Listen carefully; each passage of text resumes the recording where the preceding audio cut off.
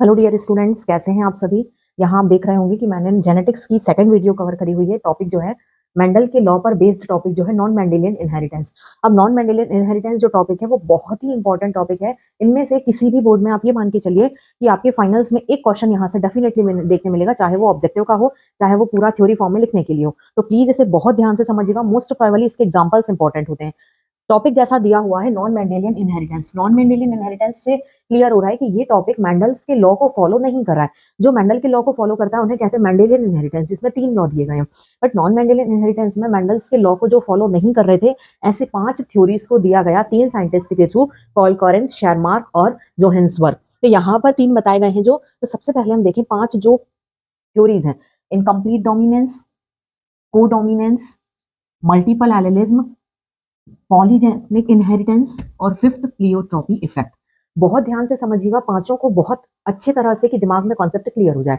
सबसे पहली बात, इनकम्प्लीट डोमिनेंस। हमें लॉ ऑफ डोमिनेंस का, यदि आपने मेरी पिछली वीडियो देखी होगी तो लॉ ऑफ डोमिनेंस से आपको क्लियर होगा, जो जीन नेक्स्ट जनरेशन में अपने आप को एक्सप्रेस कर देगा वो डोमिनेंस, जो नहीं कर पाएगा वो रेसेसिव।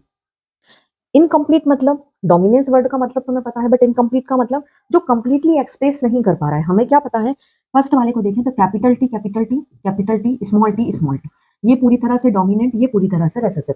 अब अगर इन दोनों के बीच में कोई रेशियो हमें मिलता है, जैसे कि ये, तो ये पूरी तरह से अपने आप को एक्सप्रेस नहीं कर पा रहा है। तो यहाँ पर साइंटिस्ट ने देखा कि उन्होंने एक प्लांट लिया मिराबिलिस जलापा का, जिसे 4 o'clock के नाम से भी जाना जाता है। ये प्लांट का नाम बहुत इंपॉर्टेंट है, मिराबिलिस जलापा, 4 o'clock प्लांट। एक और लिया स्नैपड्रैगन प्लांट।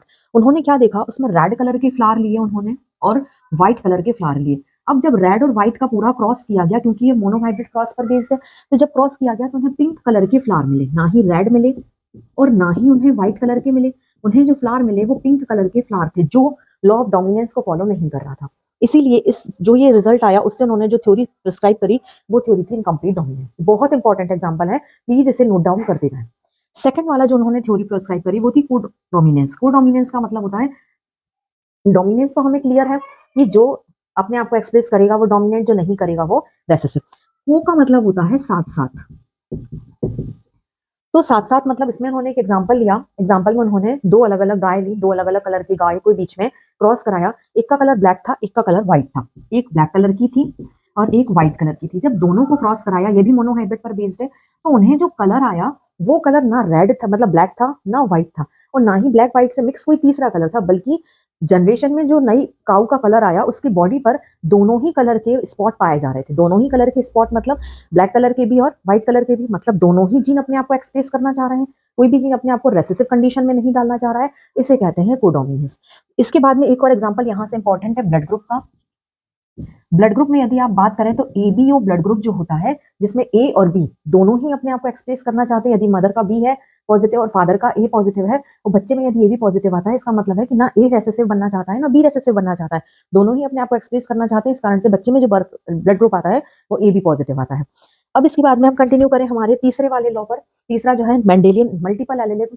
क्योंकि हमें मेंडल के लॉ से पता है कि एक जीन के 2 एलील होते हैं, एक डोमिनेंट एक रेसेसिव। मेंडल ने ये बताया था। बट नॉन मेंडेलियन इनहेरिटेंस में जब इन्होंने मल्टीपल एलिलिज्म को स्टडी किया तो कई सारे ऐसे कैरेक्टर्स बॉडी में देखने मिले, चाहे प्लांट में बात करें, चाहे आप माइक्रो ऑर्गेनिज्म में बात करें, चाहे दूसरे एनिमल्स में बात करें या ह्यूमन में बात करें, कि जिनमें एक जीन के 2 से ज्यादा एलील थे। उन्हें कहा गया मल्टीपल एलिलिज्म। जैसे स्किन का कलर, इसके बाद में आइस कलर, इसके बाद में हाइट। ऐसे बहुत सारे कैरेक्टर हैं जिनमें जीन के 2 से ज्यादा कैरेक्टर्स होते हैं या ज्यादा जी एलील होते हैं। तो उन एग्जांपल्स को उन्होंने और उस थ्योरी को नाम क्या दिया, मल्टीपल एलिलिज्म। बहुत इंपॉर्टेंट है, इसमें ब्लड ग्रुप सबसे मोस्ट इंपॉर्टेंट एग्जांपल है। क्योंकि यदि हम जैसे चाहें ब्लड ग्रुप को स्टडी करना, तो हम एक व्यक्ति में सारे ब्लड ग्रुप को स्टडी नहीं कर सकते हैं। तो ब्लड ग्रुप के लिए हमें पॉपुलेशन की स्टडी करना होगा। पॉपुलेशन मतलब जब तक हम कम से कम 15-20 व्यक्तियों को नहीं लेंगे तो हम ब्लड ग्रुप की स्टडी नहीं कर सकते हैं। इस तरह से ब्लड ग्रुप मल्टीपल एलिलिज्म का एग्जाम्पल होगा। इसके बाद हम फोर्थ थ्योरी पर आते हैं, पॉलीजेनिक इनहेरिटेंस और प्लियोट्रॉपी इफेक्ट, 5th नंबर का।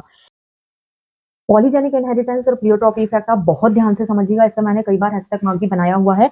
ये आपके कॉम्पिटेटिव एग्जाम के लिए, 12th बोर्ड के लिए, मेडिकल एंट्रेंस के लिए और कई सारे कॉम्पिटेटिव एग्जाम में कई बार पूछा गया। इन दोनों से क्वेश्चन आता है क्योंकि ये कंफ्यूजन क्रिएट करते हैं।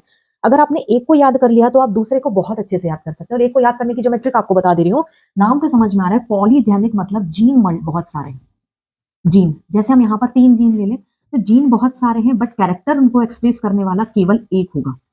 नाम से समझ में आ रहा है पॉलीजेनिक मतलब जीन बहुत सारे और हर एक जीन एक कैरेक्टर को एक्सप्रेस करता है, बट जब जीन बहुत सारे हों और केवल वो एक कैरेक्टर को ही एक्सप्रेस करें तो उसे पॉलीजेनिक इनहेरिटेंस कहते हैं। इसका जस्ट अपोजिट होता है प्लियोट्रॉपी इफेक्ट। प्लियोट्रॉपी इफेक्ट में कैरेक्टर बहुत सारे होते हैं, यहां हमने 3 कैरेक्टर ले लिए, उन तीनों कैरेक्टर को एक्सप्रेस कर रहा है केवल एक जीन। यहां मैं कैरेक्टर लिख दे रही हूं जिससे आपको कंफ्यूजन नहीं होगा।